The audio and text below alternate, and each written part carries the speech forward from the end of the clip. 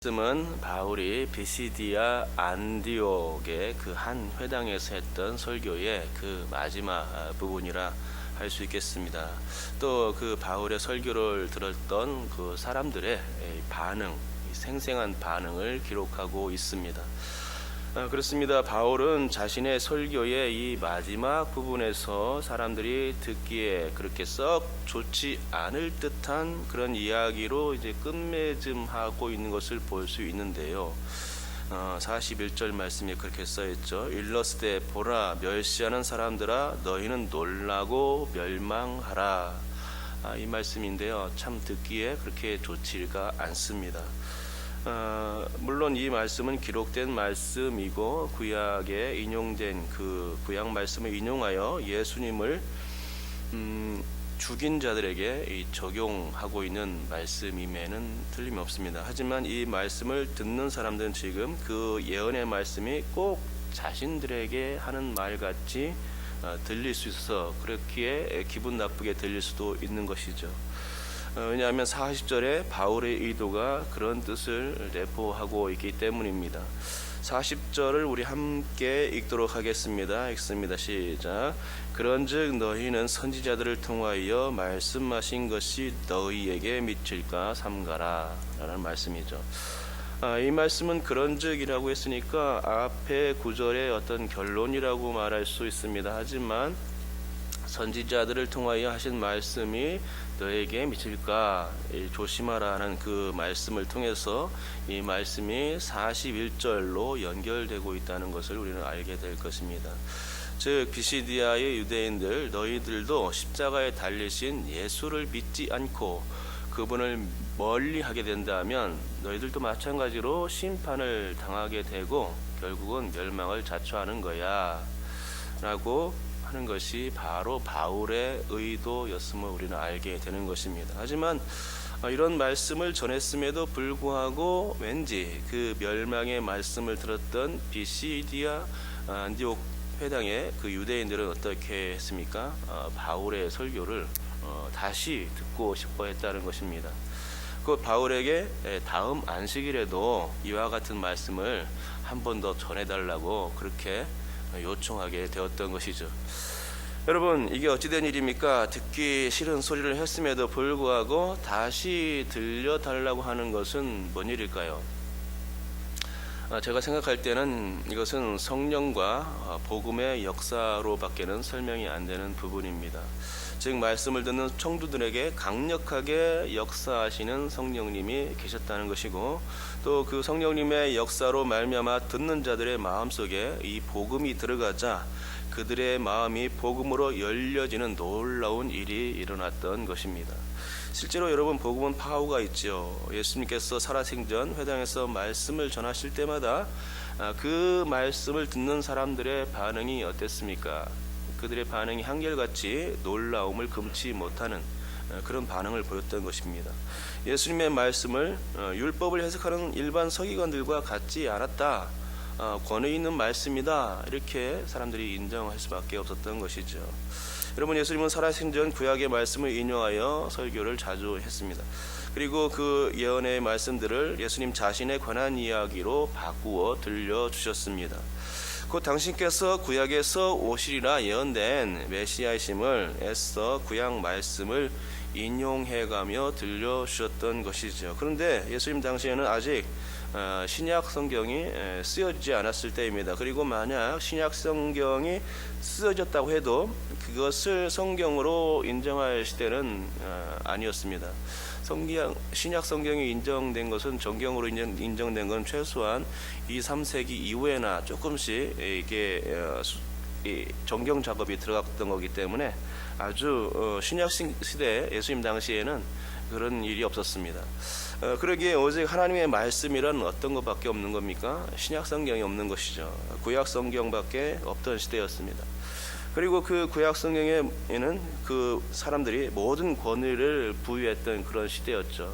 그런데 예수님은 그 권위 있는 구약 말씀을 인용했고 자신에게 적용했습니다. 자신을 메시아로 전한 그 새로운 복음을 전할 때에 구약 말씀을 인용해서 전했던 것입니다. 또한 구약 말씀들을 재해석해 nem으로써 자신의 권위가 모세의 권위보다 더 높다는 것을 은근히 알려주셨습니다. 당신 자신은 말씀하시는 하나님으로서 신적 권위가 있음을 그렇게 나타내셨던 것이죠. 그리고 그렇게 재해석된 말씀들을 적용하여 설교할 때마다 사람들은 놀라운 반응을 금치 못했던 것입니다.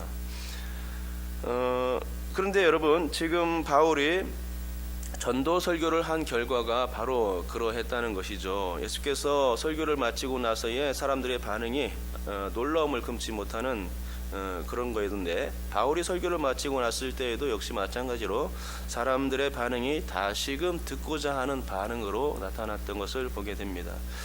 꼭 드라마를 보면 어떻습니까? 드라마 끝에서 여운을 남기죠.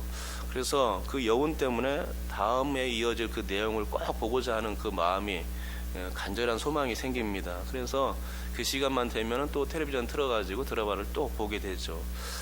바로 그와 같습니다. 바울이 했던 설교를 다시 듣고 싶었던 것은 바울의 그 설교의 끝에 여운이 아직도 그들에게 남아 있었던 것입니다. 그래서 설교를 다시 듣고자 했던 것입니다. 그래서 저는 오늘 바울의 설교가 다시 듣고 싶은 설교였다라는 이 점에 중점을 두고 설교를 하고 있는데요. 정말 그렇습니다. 바울의 설교는 책망의 설교였음에도 불구하고 사람들이 그 설교를 다시 듣고 싶어 했습니다. 그렇다면 왜 사람들은 이렇듯 바울의 설교에 집착할 수밖에 없었던 것일까요? 그래서 왜 다시 듣고 싶었던 것일까요? 첫째는 바울의 설교가 아까 얘기했듯이 권위 있는 구약 말씀, 곧 하나님의 말씀에 바탕을 둔 설교였기 때문입니다. 여러분, 목사님들이 설교할 때에 성경 얘기는 안 하고 세상 얘기만 하고 자신이 아는 지식 얘기만 하고 그러면 그것을 하나님의 말씀이라고 말할 수 있을까요? 말할 수 없을 것입니다. 말씀 한 구절 딱 읽어놓고는 그때부터 끝날 때까지 자신의 얘기만 구구절절히 늘어놓는 것입니다. 그럼 그거는 세상 이야기지 하나님의 말씀이 아닌 것입니다. 성도들은 하나님의 말씀을 들으러 온 것이지 목사의 개인적인 이야기나 세상 이야기를 들으려고 예배에 참석한 것이 아니죠. 그래서 그런 세상 이야기를 하는 목사의 설교는 권위가 없습니다. 그리고 그 설교를 듣는 성도들도 그 설교가 맞춰졌을 때에 또 듣고 싶은 마음이 아마도 사라질 것입니다. 차라리 집에 가서 드라마 한 편 보는 게 훨씬 낫다고 생각할지도 모를 일이죠. 하나님의 말씀이 권위가 있는 것은 신약 성경이 증거하는 바입니다. 디모데후서 3장 15절과 17절의 말씀인데요. 우리가 너무나 잘 아는 말씀입니다. 또 어려서부터 성경을 알았나니 성경은 능히 너로 하여금 그리스도 예수 안에 있는 믿음으로 말미암아 구원에 이르는 지혜가 있게 하느니라. 모든 성경은 하나님의 감동으로 된 것으로 교훈과 책망과 바르게 함과 의로 교육하기에 유익하니 이는 하나님의 사람으로 온전하게 하며 모든 선한 일을 행할 능력을 갖추게 하려 함이라. 그래서 성경 말씀을 들려준다는 것입니다. 여기서 그리고 가장 중요한 것은 성경이 구원에 이르는 지혜가 있다 하는 것입니다. 여기에서 말하는 성경은 당연히 또 구약 성경이겠죠. 물론 이 말씀을 유추해 보면 신약 성경도 하나님의 말씀이므로 구원에 이르는 지혜가 있다고 볼 수 있습니다. 또 있습니다. 히브리서 4장 12절과 13절 말씀입니다. 하나님의 말씀은 살아있고 활력이 있어 좌우의 날선 어떤 검보다도 예리하여 혼과 영과 및 관절과 골수를 찔러 쪼개기까지 하며 또 마음의 생각과 뜻을 판단하나니 지으신 것이 하나도 그 앞에 나타나지 않음이 없고 우리의 결산을 받으실 이의 눈앞에 만물이 벌거벗은 것 같이 드러나느니라 라는 말씀입니다. 여기에서도 하나님의 말씀이 얼마나 강력한지를 보여주고 있습니다. 하나님의 말씀이 선포될 때에 그 선포된 말씀이 사람의 심장을 강타한다는 것입니다. 또한 그 좌우의 날섬검과 같아서 이 예리한 검이 그 검을 사용하게 되면은 사람의 심장은 물론이거니와 그들의 마음과 영혼까지 찔러 쪼갠다는 것이죠. 얼마나 강력한 능력의 말씀입니까? 그러니까 바울 설교에서 중요한 첫 번째 포인트는 구약 말씀들을 인용한 것입니다. 구약 말씀들은 하나님의 말씀으로서 매우 권위 있는 그런 말씀이죠. 특별히 유대인들에게는 철떡 같았습니다. 그들은 구약의 말씀을 권위 있는 말씀으로 하나님의 말씀으로 받아들였기에 구약 말씀이 인용되면 그때마다 그들은 관심을 가지게 되었고 그 말씀들이 어떻게 해석되는가에 관하여서 매우 주의 깊게 들었던 것입니다. 이것은 마치 우리가 논문을 쓸 때와 같습니다. 석박사 논문을 쓸 때 자신의 주장을 펼치기 위해서 어떻게 합니까? 저 위대한 학자들의 이름을 빌리는 건 아닙니까? 그것은 아직 자신의 주장을 누가 인정해 줄 상태가 아니기 때문에 사람들의 그 권위 있는 그 학자들의 그 학자의 주장을 빌려오는 것입니다. 위대한 학자들의 주장을 빗대어서 자신의 주장이 맞다고 설명하기 위해서 그렇게 하는 것이죠. 그렇습니다. 바울도 마찬가지였습니다. 이 구약 말씀을 가져옴으로 말미암아서 누구나 그 구약 말씀의 권위를 인정하기에 그 권위에 빗대어서 권위에 자신의 주장을 실어서 이렇게 전했던 것입니다. 당연히 사람들이 이 권위 있는 말씀에 귀를 기울일 수밖에 없었던 것입니다. 둘째는 하나님의 아들이신 메시아 예수 그리스도의 이야기 때문이었습니다. 구체적으로는 죽음을 이기시고 다시 사신 부활의 주 예수 그리스도를 소개한 복음 때문에 사람들이 관심을 가지게 되었고 또 다시 듣고 싶어 했던 것입니다. 여러분, 다시 사는 이야기는 굉장히 신비롭고 재미있는 주제입니다. 사람들은 다 죄 때문에 죽는데 죽었다가 다시 산 사람이 있다면, 그래서 썩지 않을 육체를 가진 불멸의 존재가 된 사람이 있다면 그런 이야기는 굉장히 획기적인 이야기죠. 그래서 그런 이야기가 있다면 관심을 가지지 않을 사람이 없는 것입니다. 사람들은 다 오래 살고 싶어하고 또 영원히 사는 것에 관심이 많습니다. 아마도 이것은 하나님의 사람을 풀과 같은 존재로 만들지 않고 살아서 없어진 존재로 만들지 않고 영적인 존재로 만들고 또 영원히 사는 존재로 만들었기 때문에 이와 같이 영원히 사는 것에 관심을 가지는 게 당연한 것 같습니다. 네, 맞습니다. 비시디아 안디옥의 유대인들은 예수라는 사람의 부활 이야기를 듣고 귀가 쫑긋해졌습니다. 그리고 그 예수라는 사람이 구약에서 예언된 메시아였다고 바울이 전하고 있으니 더욱더 관심을 가질 수밖에 없었던 것이죠. 또 그 예수라는 분이 그 사람들이 해결 못하는 죄 문제를 해결하고 그분을 믿게 되면 그 믿는 자마다 의롭게 된다고 하니 이거는 굉장한 충격이고 신선한 충격이 아닐 수 없었던 것입니다. 곧 예수님의 이야기, 그분이 하셨던 복음 이야기는 언제나 충격적이고 획기적이고 새로움과 경탄을 주기에 충분한 이야기인 것이죠. 셋째로 구약과 예수 이야기를 하는 가운데 분명히 그 자리에 함께 하시고 사람들이 마음 가운데 역사하시는 성령님이 계셨기 때문에 그렇습니다. 마태복음 22장 43절에 이르시되 그러면 다윗이 성령에 감동되어 어찌 그리스도를 주라 칭하여 말하되 라고 말씀합니다. 성령께서 사람들의 마음에 감동을 주시는 분이라고, 그래서 그 감동된 사람들이 그리스도를 주라고 부르게 된다는 것입니다. 이것이 누구에 의해서입니까? 바로 성령에 의해서 그렇게 되는 것이죠. 요한복음 16장 13절에 보면 진리의 성령이 오시면 너희를 모든 진리 가운데로 인도하신다고 이렇게 설명하고 있는 것입니다. 로마서 5장 5절에도 성령으로 말미암아 하나님의 사랑이 우리 마음에 부은 바 됨이라고 말씀합니다. 그 외에도 성령께서 사람들의 마음 가운데 역사하시는 작용들이 많습니다. 성령님은 성도들의 사람들의 마음을 두드리시고 그들을 거듭나게 하시고 충만하게 하시고 각종 은사를 부어 주시는 분으로 성경에서, 신약 성경에서 소개하고 있는 것을 볼 수 있습니다. 아주 수많은 구절들에서 그렇게 하는 것을 우리가 볼 수가 있죠.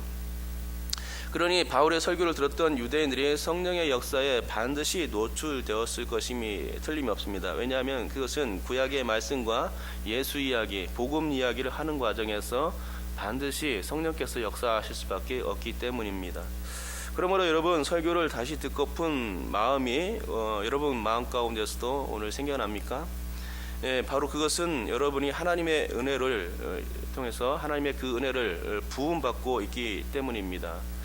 그리고 하나님이 크신 사랑으로 여러분을 사랑하시고 그 사랑하시기 때문에 여러분을 깨우쳐 주고 싶은 마음 때문에 말씀을 들을 때, 그 권위 있는 말씀을 들을 때에 다시 귀를 쫑긋하게 듣게 하시고, 또 하나님의 그 복음, 예수님의 복음을 들음으로 말미암아서 마음이 찔리게 되고, 또 성령님께서 그 역사하심으로 말미암아서 우리의 마음이 감동 가운데로 들어가기 때문입니다. 이런 총체적인 사랑을 하나님께서 이 설교를 들을 때에 우리에게 부어주시는 것이죠. 우리가 1년이면 수백 편의 설교를 듣지 않습니까?